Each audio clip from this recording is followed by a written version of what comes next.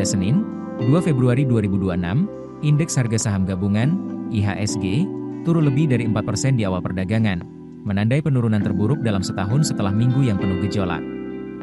Penurunan ini dipicu oleh peringatan MSCI yang menyoroti masalah transparansi dan kepemilikan saham Indonesia, mengancam status pasar menjadi pasar perbatasan jika tidak ada perbaikan sebelum Mei.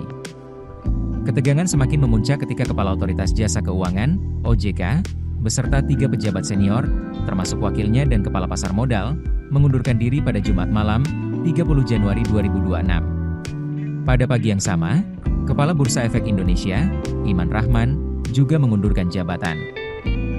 Reaksi pasar langsung terasa, investor asing menjual saham senilai sekitar 736 juta AS$ sejak Rabu, 28 Januari, dan total penjualan asing sepanjang tahun 2025 mencapai 1 miliar AS$.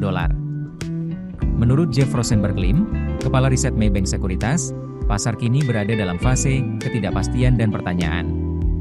Ia menilai bahwa pengunduran diri tersebut dapat menjadi katalis negatif jangka pendek, namun pemulihan optimisme akan sangat bergantung pada penunjukan kepemimpinan yang kredibel serta peta jalan reformasi yang jelas. Di sisi lain, kekhawatiran fiskal juga mengguncang investor global. Presiden Prabowo Subianto memperluas defisit fiskal dan meningkatkan keterlibatan negara di pasar keuangan, sementara penunjukan keponakannya ke Bank Indonesia menimbulkan pertanyaan tentang independensi Bank Sentral.